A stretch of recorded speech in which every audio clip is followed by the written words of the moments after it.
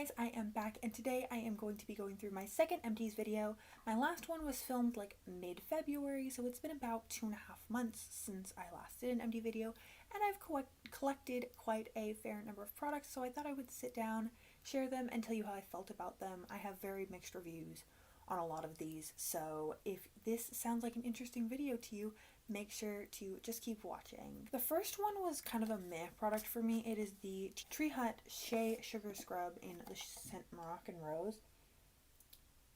I didn't love the scent. I didn't hate the scent. The scent definitely lingers. Like, I notice it on my skin afterwards, and if I use this, my mom can tell. Like, even a day or so later, like if I exfoliate and then I run, like go home like a couple days later, she's like, "What did you put? You smell like a rose." So definitely a strong scent. I like these body scrubs. I just didn't really like this scent. So it is what it is. I do recommend the Tree Hut scrubs if you like gritty, very soluble body scrub. Something that I did not like was this Hask Chia Seed Volumizing Dry Shampoo. It just didn't like. It sounds like there's more in here, but it's just giving air now. Yeah. It never felt like it did anything. It just made my hair feel like thicker. So like, yeah, not like thick in a good way. Not like, ooh, good hair day thick. It was like, oh, I can't really run my fingers through my hair properly, and it still looks a little bit greasy unless you use so much of this that then your hair looks gray. It wasn't cute. I think this is for people who like shower every other day and their hair gets like a little greasy. No, that's not me. I shower like twice a week. This was not my favorite, but I know my best friend loves this brand of dry shampoo, so maybe it was just this specific one. Another hair care product was this Eva Nye Satin Dream Leave-In Cream. It smells so good. It smells like cinnamon and happiness. But anyways, yes, this smelled really good. It doesn't do like dramatically incredible things for your hair, but it does help, like if you use a good amount, like kind of really rub it into wet hair and then let your hair naturally air dry, it will help kind of like retain that moisture and get, for me, when my hair is moisturized, it gets like nice and curly. When it's like kind of dry, it does this weird wavy frizzy thing. But it will actually get like curly if I moisturize it properly. And so this I liked. I just don't like how much I have to use of it in order to get that nice curly effect. One skincare product, this is the e.l.f. Super Hydrate, a moisturizer with hydrating squalene.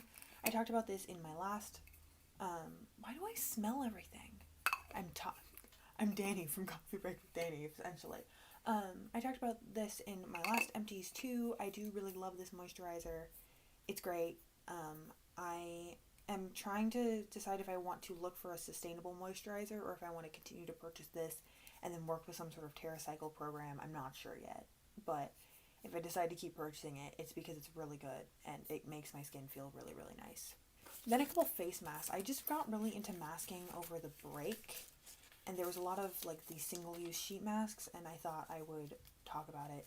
This one, it was okay. It's the Karuna Exfoliating Plus face mask. It's not, I thought it was going to be gritty. Like, I didn't realize it was a sheet mask until I read the package because I'm an idiot. I didn't notice that it did, like, incredible things for my skin. I'm pretty sure I did this sheet mask, and then I immediately followed up with one of the sheet masks I'm about to talk about, and then I noticed my skin was better. My skin was just super, super dry over, especially, like, last, like, November, December. Like, it would, like, peel off because the top layer was so dry, so I was just doing whatever I could. So I noticed that if I exfoliated a little bit more aggressively and then really aggressively moisturized, that helped a lot, especially getting that top layer just kind of chill out a little bit. And then I have two of these Pharmacy hydrating coconut gel masks. I have the brightening one and the firming one. I didn't notice much brightening or firming, but they did help with that dryness that I was talking about because it's kind of like a hydrating / firming or brightening mask. These were really nice. They had a really nice like jelly feeling. Like the actual sheet mask was like a jelly thing, not like a paper thing, and that was really nice. I'm not a big sheet mask person anyways, but these were nice. My mom didn't want them, that's why I had them. The last skincare thing is this mini of the Pharmacy Honey Drop Lightweight Moisturizer. This was nice. I would never purchase it just because I can't imagine spending like $40 on a moisturizer when I have like a $10 one that I really, really love. But it was good. It worked really well. I used it up and it didn't break me out. So pros all around. Then my first empty of this kind like ever. This is an Essie nail polish in the shade Mademoiselle. This is kind of a spoiler for my project polish, but I have like completely used this up. Like to get the last manicure, I just dumped it out and I dumped it into this little like old moisturizer container I have that I use for nail polish and stuff. And I let everything drain out. I painted my nails one last time and everything that was left was like so goopy and it wasn't even enough to do a full other manicure. So I was like, okay, so this is done. So I'm very proud of myself. I'm going to be holding on to this for my next project polish update, and then I will be figuring out how to properly dispose of it. Sorry, I completely forgot. I loved this formula when I first got it, and then something about it expired, and it got really goopy, and it didn't like ever like set down properly, if that makes any sort of sense. I liked it, I just wish it hadn't expired, if that makes any sort of sense. So I would consider purchasing it again if I knew I was going to use it up within like 6 to 12 months, because anything more than that, Essie polishes are weird about that. Sometimes they just change. Then I have a perfume empty that should have been included in my last empties, but we all make mistakes. This is the Moschino Toy 2. I loved this scent. So fresh and like appley and sexy at the same time.